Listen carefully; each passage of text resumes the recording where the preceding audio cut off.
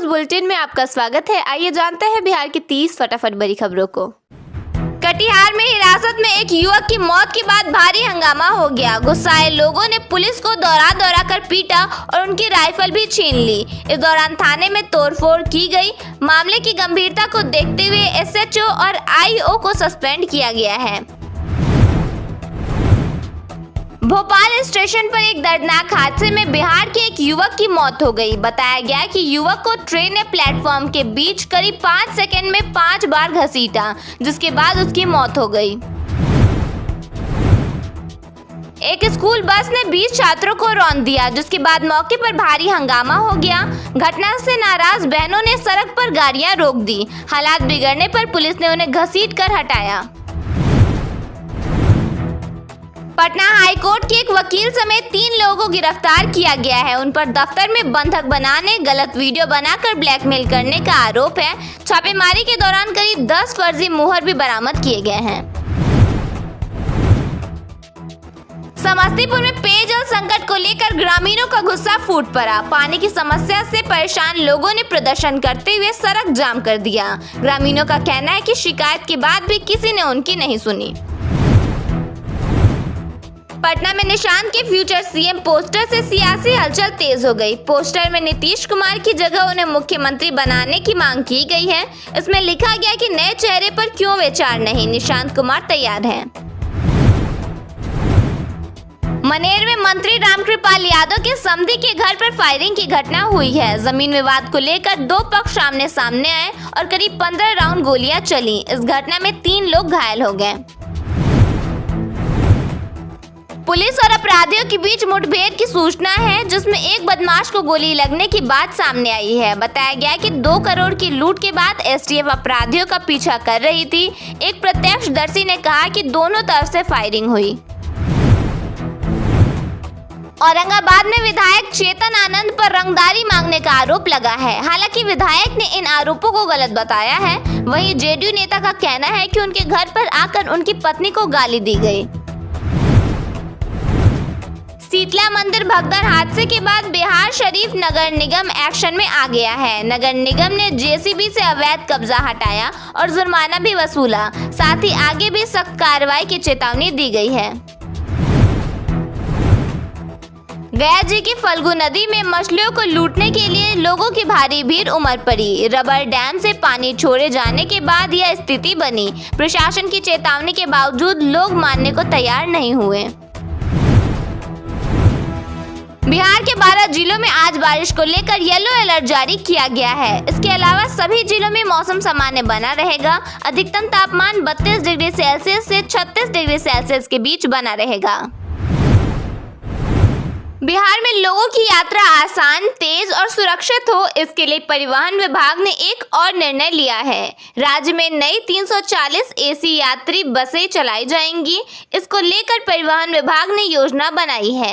विभागीय अधिकारियों के मुताबिक बसों में सभी सुविधाएं रहेंगी और यह सभी बस इलेक्ट्रिक या सीएनजी की होंगी। जून से पीपीपी मोड में इस योजना को शुरू करने का लक्ष्य रखा गया है। बिहार के उप मुख्यमंत्री विजय सिन्हा ने राजस्व एवं भूमि सुधार विभाग के अधिकारियों को सख्त चेतावनी देते हुए कहा कि भूमि दाखिल खारिज में अब कोई बहाना बर्दाश्त नहीं किया जाएगा। उन्होंने स्पष्ट किया कि लापरवाही बरतने वाले और भ्रष्टाचार में संलिप्त अधिकारियों के खिलाफ कठोर कार्रवाई की जाएगी। विभाग का लक्ष्य लंबित मामलों का त्वरित निपटारा करना और पूरी प्रक्रिया को पारदर्शी बनाना है, ताकि आम जनता को अनावश्यक परेशानियों से बचाया जा सके। मोकामा में गंगा नदी पर बन रहा नया डबल लाइन रेल पुल लगभग तैयार हो गया है। जून तक चालू हो सकता है। इससे राजेंद्र पुल पर ट्रेनों का दबाव कम होगा और यात्रियों को बेहतर सुविधा मिलेगी। मोकामा के नदवा गांव में अनंत सिंह के नेतृत्व में अंतर्राष्ट्रीय महादंगल का आयोजन हुआ, जिसमें 101 देश विदेश के पहलवानों ने हिस्सा लिया। इस महादंगल में 51 लाख रुपए की पुरस्कार राशि वितरित की गई। बिहार में बढ़ती गर्मी को देखते हुए शिक्षा विभाग ने स्कूलों के समय में बदलाव किया है। अब 6 अप्रैल से 31 मई तक सभी सरकारी स्कूल सुबह 6:30 बजे से चलेंगे और दोपहर 12:20 पर छुट्टी होगी। यह फैसला बच्चों को गर्मी और लू से बचाने के लिए लिया गया है। सरकार ने मुख्यमंत्री महिला रोजगार योजना की दूसरी किस्त जारी करने की तैयारी की है। अप्रैल के अंत तक लगभग 2 लाख चयनित जीविका दीदियों के खातों में 20-20 हजार रुपए पहुंच जाएंगे। कुल 19 लाख आवेदनों में से पात्रता पूरी करने वाली दीदियों को प्राथमिकता मिलेगी। बिहार में घरेलू गैस का संकट और गहरा गया है। शहर में गैस सिलेंडर की भारी मांग के कारण बैकलॉग बढ़कर 1.67 लाख तक पहुंच गया है, जिससे उपभोक्ताओं को समय पर सिलेंडर नहीं मिल पा रहा है। स्थिति को संभालने के लिए जिला प्रशासन ने गैस कंपनियों से आपूर्ति बढ़ाने के निर्देश दिए हैं और सप्लाई भी बढ़ाई गई है, लेकिन बुकिंग की संख्या ज्यादा होने की वजह से समस्या अभी भी बनी हुई है। इसके कारण लोगों को घरेलू गैस के लिए इंतजार करना पड़ रहा है। राजधानी पटना में छोटू और कमर्शियल रसोई गैस सिलेंडरों की आपूर्ति बाधित होने से जनजीवन प्रभावित है। ठेला रेहड़ी संचालकों, छात्रों, मजदूरों और छोटे भोजनालयों को गैस संकट का सामना करना पड़ रहा है। पटना नगर निगम जेपी गंगा पथ पर ठेला खोमचा दुकानदारों को व्यवस्थित कर रहा है। दीघा गोलंबर के पास 55,000 वर्ग फीट में 2.96 करोड़ रुपए की लागत से वेंडिंग जोन बन रहा है, जिसमें पीसीसी सड़क, नाला और अन्य सुविधाएं होंगी। पटना के बास घाट में मॉडर्न शमशान घाट बनाया गया है। यहाँ ऑनलाइन बुकिंग से लेकर खाने पीने की तमाम सुविधाएं उपलब्ध कराई गई हैं। साथ ही अंत्येष्टि और अन्य जरूरी सामग्री के लिए कीमतें तय की जा रही हैं। बिहार में मौसम विभाग ने अगले कुछ दिनों के लिए अलर्ट जारी किया है। पटना मौसम विज्ञान केंद्र के अनुसार 7 अप्रैल से 9 अप्रैल तक कई जिलों में मौसम बिगड़ सकता है। तेज हवा, बारिश, बिजली गिरने और कहीं-कहीं ओलावृष्टि की भी संभावना जताई गई है। बिहार में जहरीली शराब से हुई मौत के बीच शराबबंदी कानून पर सवाल उठ रहे हैं। अटकलें थी कि नीतीश कुमार के राज्यसभा जाने पर कानून की समीक्षा होगी। इन अटकलों के बीच राज्य सरकार के वरिष्ठ मंत्री श्रवण कुमार ने स्थिति साफ करते हुए कहा कि मुख्यमंत्री द्वारा लागू की गई कोई भी नीति वापस नहीं ली जाएगी। सहरसा जिले में बीपीएससी उत्तीर्ण शिक्षकों के प्रमाण पत्रों में फर्जीवाड़ा सामने आया है। पिछले 3-4 वर्षों में नियुक्त लगभग 4,000 शिक्षकों के सत्यापन के दौरान कई अनियमितताएं मिली हैं। भागलपुर में रसोई गैस आपूर्ति को लेकर प्रशासन के दावों और जमीनी हकीकत में बड़ा अंतर सामने आया है।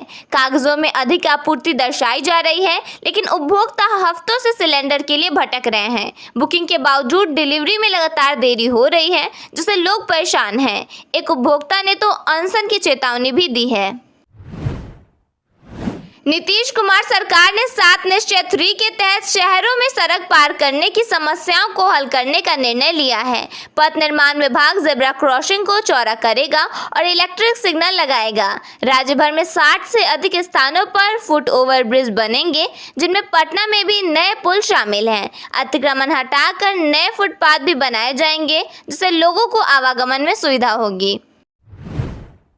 बिहार के दरभंगा में शुक्रवार को दिन दहाड़े बड़ी लूट की वारदात सामने आई है। नगर थाना क्षेत्र के बड़ा बाजार स्थित एक ज्वेलरी दुकान में 4 हथियारबंद अपराधियों ने धावा बोलकर करीब 2 करोड़ रुपए से ज्यादा के जेवर और लाखों की नकदी लूट ली। इस घटना के बाद पूरे बाजार इलाके में दहशत का माहौल है।